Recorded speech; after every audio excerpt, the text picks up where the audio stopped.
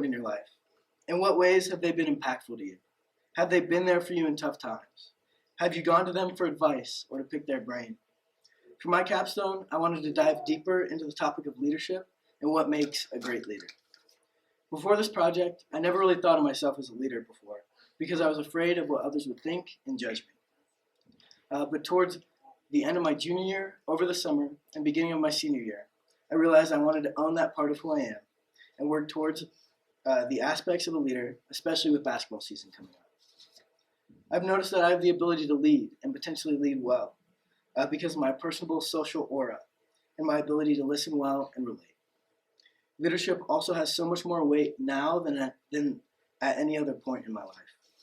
In January of 2022, my father took his own life. A person who I loved and looked up to was gone instantly and unexpectedly. This event was more than crippling to my family and to me mentally. I lost my father figure and was now the man of the house. School suddenly took a back seat, and I had to focus on how to fill my dad's shoes. I completely took my dad for granted. He did so much behind the scenes that I didn't know about, and now it was partially my responsibility. The amount of times I wanted to tell him something that he would find funny or sports related, or some breaking news about his favorite team, the Raiders, are countless. I often would be up late at night, racking my brain, asking myself what I could have done to prevent this event from happening. I came to the conclusion that even though it happened, hurt an immense amount, it was all planned. My mom has been a constant motivator and reminder for me to lead by example, not only to make myself and those around me proud, but to make my dad proud. Before deciding on this topic of leadership for my capstone, I took time to reflect on what a great leader is and how they can impact others. I came up with the idea that a great leader can have fun and create a welcoming environment, but can also lock in and get the task at hand completed and completed well. My goal as a leader is to make everybody feel loved and accepted, as well as someone who can listen well and give input and advice. Ephesians 4:11-13 says, "So Christ himself gave the apostles, the prophets, the evangelists, the pastors, and teachers to equip his people for works of service, so that the body of Christ may be built up until we all reach unity in the faith and the knowledge of the Son of God and become mature, attaining to the whole measure of the fullness of Christ." In this verse, Christ is describing how leadership should look in its purest form, through works of service, building up others, unity in the faith, and living fully in Christ. It is through the power of Christ that I can look to others before myself, understand who they are, bring unity in the way, and live the way that Christ intended us to. That is truly what leadership is. Throughout this project, I learned that it is a necessity for a leader to be confident in order to support those who are being led. Many great leaders throughout history have been confident in their beliefs and decisions. In early December, I wanted to help out the middle school boys basketball team with a practice. At first, when I started, it was pretty awkward. Some of the guys looked at me like, "Why the heck are you here?" And others were excited to see me, which I appreciated.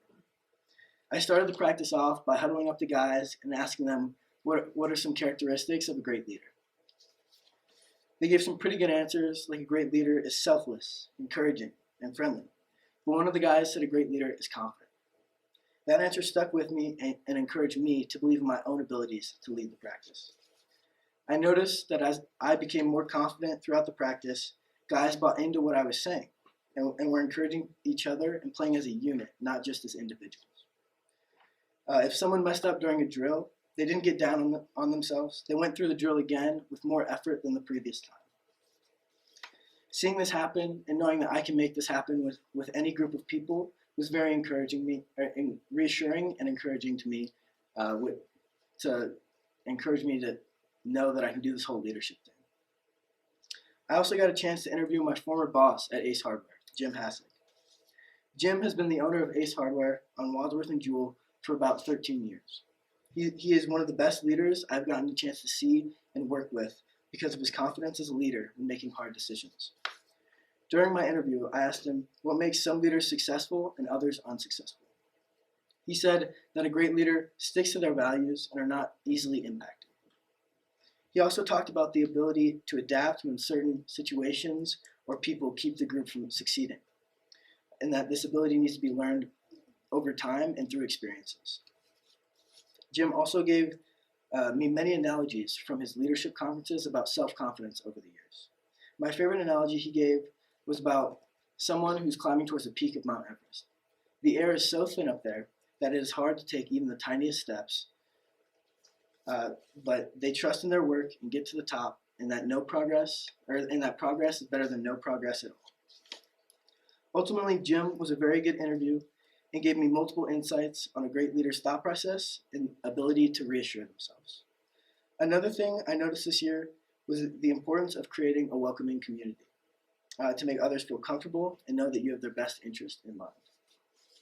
At the beginning of the basketball season, Ian Wu and I were voted as co-captains by our teammates. This was encouraging because others also thought that I had the ability to lead. Our season was going very well as we were 10-3 going into the month of February. During February, we as a team became easily irritated with one another if any mistakes were made.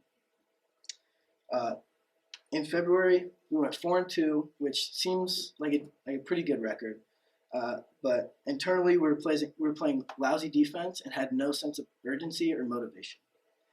Ian and I recognized that our team were struggling to get along, and playoffs were coming up very soon. So we decided to plan a little varsity team hangout to build some team chemistry. We gathered up all the players, and we went to the mall to do an escape room. We, in fact, did not get very far in the escape room, but the lady said we were very close. After the escape room, we went back to my house to watch some of the NBA All-Star festivities, like the NBA three-point contest and dunk contest. All the guys had a great time, and we still occasionally talk about that night. I was able to connect with people that I didn't usually talk to outside of basketball. And even though we got eliminated in the first round of playoffs, I was able to effectively co-lead a group of guys towards something that the school has not done in a long time. In the interview with Jim, he gave me another analogy of rowing a big boat. He said sometimes there will be people who aren't rowing at all, or even rowing backwards. It is important to check on these people and make a personal connection with them, not only to get them to start rowing, but to let them know that you're there for them as a friend, not just as a mentor. The people who are rowing backwards and are hurting progress need to be cut off, and if they refuse to begin rowing. Jim also made it clear that it is important to set goals for members of the team and see if they achieve those goals with ease or difficulty to see if they are set out for their position. If they need to be moved or let go completely, it must be done in a friendly, kind-hearted kind of way. Setting goals for struggling members of the team can be extremely beneficial. They can be beneficial for them to set their mind towards something that is much more attainable and not these big, huge, long, lofty goals. I also took multiple personality tests, but the most useful was the Enneagram. The Enneagram is used by many businesses, nonprofits, and major corporations to better understand their employees and their leaders. I ended up being a Type 9 Wing 1, otherwise known as the negotiator. The negotiator's biggest strengths are their ability to be friendly, modest, and hardworking when motivated. Negotiators are also very good at adapting to new people and forming relationships easily. Due to a Type 9's friendly and modest personality, they are very good with almost any type of person. I believe that because I am a Type 9, it was easier for me to get along with the guys on the basketball team that I didn't usually hang out with, ultimately building team chemistry. It is very important to get along with people on your team because leaders need to like people outside of what they can do just for the team. This way of thought can restructure the group dynamic and the way people interact and strive for success towards a common goal. Working towards a positive connection with others can be challenging, taxing, and takes a lot of effort, but in the long run can be truly beneficial, not only as a friend, but as a leader. Battling through adversity, whether that be criticism or malicious comments from your peers, and having the ability to turn those into positive situations can be a very solid stepping stone for a team. Throughout basketball season, there are many instances where we went into a hostile environment at an opponent's gym, and there were times that this would happen, and we would either band together or separate completely. In those times we would band together and unite, we felt unstoppable, like a well-oiled machine. Everybody was encouraging and motivated by one another to win. It was an electric and contagious feeling that was hard to replicate. And other times, when we would separate, we were hostile toward each other and quick to anger. This made the sport I love not even fun. This feeling of frustration and hostility made it hard to play as a team. And these feelings are much easier to fall into because it is human nature to become irritated with one another when things are not going our way. The hardest part for me in this leadership role was finding a spot where I can be helpful, or where I can be a helpful critic, where I can be a friend and mess around with my teammates. Many times I found myself being too harsh or hostile towards others because I was trying to motivate and get them to give their best effort. Many times I found myself messing around with them too much because I was just trying to fit in and be one of the guys when we really needed someone to lock us in and get us focused on the task at hand. I'm still finding a healthy balance between these feelings in a leadership role. After the season was over, I was still curious about how a leader is supposed to stay motivated and deal with conflict. Coach Stidham was able to put me in contact with a former college basketball coach named Casey Coons. Casey coached for about 10 years at a NAIA Division I school in Ohio. In his time there, he was the athletic director, trainer, and head coach all at once. I asked how he was able to stay motivated with all of these different responsibilities, and he replied by saying he felt convicted by what he was doing, and he felt he was in the right place. I also asked him about his relationship with the guys, and if it was beneficial for their relationship with him being in all these different positions. Casey made sure to stress that a friendly connection with his guys made his job a lot easier, especially dealing with conflict. Casey said that having a relationship beforehand with a conflicting player completely revolutionized how he and the guys handled conflict. The guys knew that Casey wasn't being biased towards another player or coach and was able to be honest and real with them about the issues at hand. The Enneagram test has also helped me out with realizing my weaknesses in dealing with conflict. One of the crippling weaknesses of a type 9 socially, also known as the peacemaker, is how they can become a social chameleon at times. A social chameleon means that they will change their values, agree with people, and make personal sacrifices in order to keep the peace within a group or team. I've noticed that sometimes I will fall into the social chameleon weakness and try to do anything to hold the peace. This can be beneficial for the group, but exhausting and unhealthy for the type 9 leader, as they are focusing their all to keep the peace rather than the goal at hand. Sometimes conflict within a team can be beneficial. The Enneagram and the interview with Casey helped put into perspective for me how important it is to have a relationship with the people you are leading, especially dealing with conflict within a team. Throughout this year, I've learned a lot about myself and my skills. I was able to step outside of my comfort zone in multiple ways and really put my best foot forward.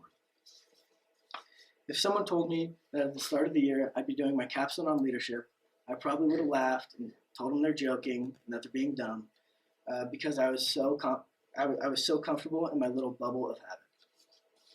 In this speech, I've shown multiple ways that I have improved as a leader socially and professionally. And now I want to challenge you guys to do something outside of your comfort zone, whether that be mentally, socially, and even physically. There is such a rewarding feeling when you don't want to do something, but you persevere and conquer the task at hand. Hopefully you leave this room feeling motivated and inspired to do uncomfortable things. A quote that continues to inspire me and push myself frequently and work hard is by Michael Jordan, when he said, "Earn your leadership every day." Ultimately, this is not my goal for the near future, but throughout life. Thank you.